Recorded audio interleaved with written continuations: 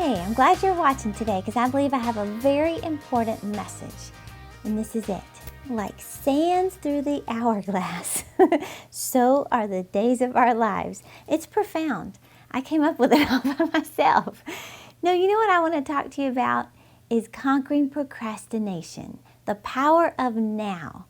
You know, I'm always encouraging people to go after the dreams, the goals, the reason God even created you. Pursue them with everything in you. But I believe that laziness and procrastination will be one of the biggest regrets of our lives if we don't wake up and get with it. You know, time is ticking. Every day that you wake up, it's another day that you don't have left. And so we have to realize that every day matters. Every day matters. You know, every day that you get up, you're preparing for something. The question is, what are you preparing for?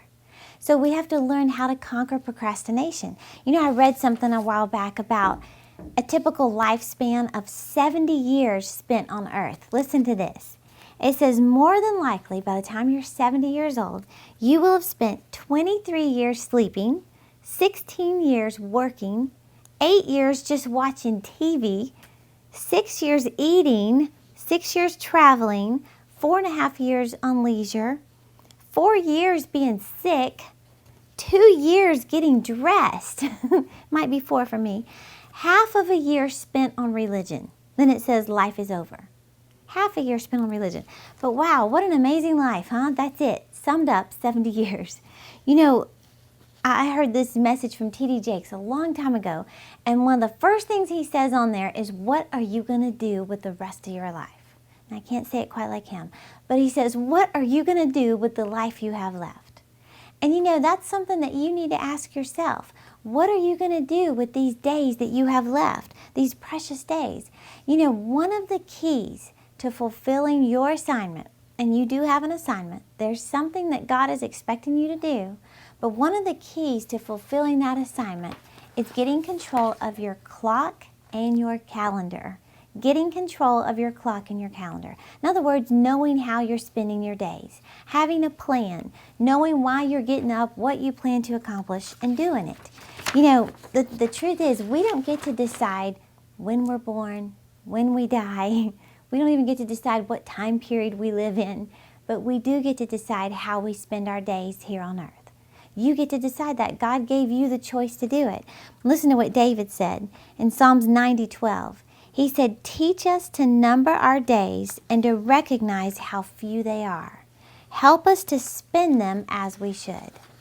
You know, time is one of the most precious things that you have.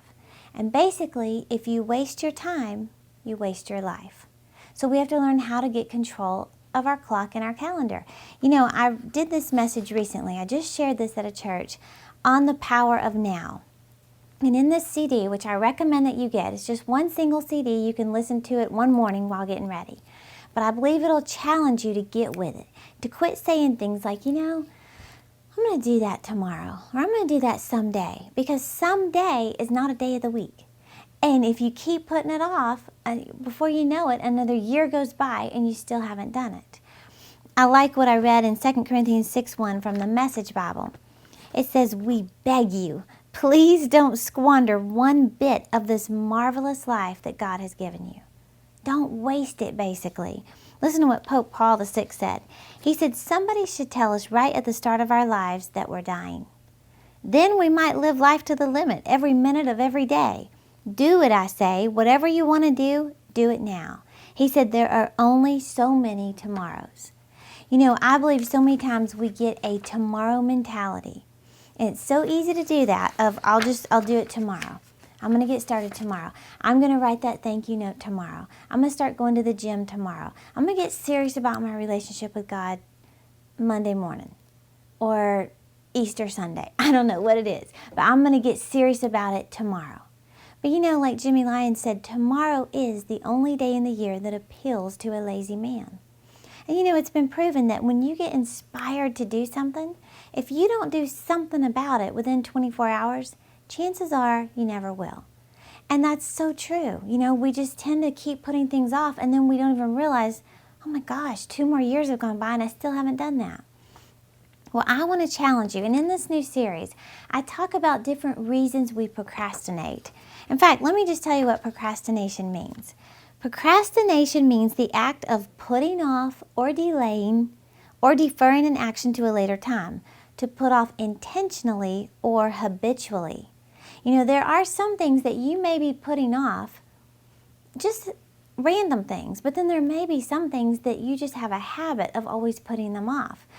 And in this series, I talk about how there are technical reasons why we procrastinate, but then there's also psychological reasons why we procrastinate, which I think you will find very enlightening because it just makes you kind of listen and go, oh my gosh, that's me.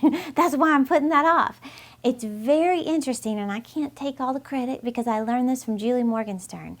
And you just realize, maybe it's because I have unclear goals and priorities. Maybe I've never opened that savings account because I've never really set a clear goal of how much money I want to save. And since I just keep writing, open a savings account, but I'm not clear on it, then I just keep putting it off and putting it off. Whatever it is, you have to learn how to set clear goals and clear priorities, and then you'll stop procrastinating in those areas. So I think you'll find it very enlightening. But what I want to challenge you with right now is I want you to think about those areas in your life that maybe you keep putting off, but you know in your heart God's telling you to stop. Think of it this way. Imagine if you were to view your life as being only a calendar page away. If you had one calendar page left, what would you do right now that you've been putting off? It could be a relationship. You could be in an adulterous relationship. And if someone told you got 30 days left to live, I bet you'd get out of it real quick. Knowing that it isn't pleasing to God, knowing that it could cost you quite a bit, I bet you'd get out of it. What are those things that God may be dealing with you about that if you would just view time differently? And I'm not trying to scare you into making a decision, but I'm just trying to wake you up. Whatever it is, if it's a financial thing that needs to happen because you just keep putting it off, determine over the next 30 days you're going to do it. You're going to get this thing done. Or if it's just setting a goal to get out of debt and being specific about how much you need to get out of debt, then do the homework. Do what you need to do to start moving towards those goals and dreams so that you stop putting it off. I've heard Kenneth Copeland say that if you're not seeing change in your life and you are wondering why are things not changing? Why do I keep dealing with this? He said, go back to the last thing that God's instructed you to do and check to see if you've done it. Because if you haven't, He's just going to keep bringing you back to it, bringing you back to it, bringing you back to it until you do it. So, obedience is vital. I want to challenge you to conquer procrastination. Get a hold of this thing. Get this CD so you can start to realize, maybe it'll be enlightening for you to learn psychologically why you keep putting things off and then learn to conquer it. The power of now. So, I challenge you to view life differently and make the most of every day. Thank you for watching, and I'll see you next week.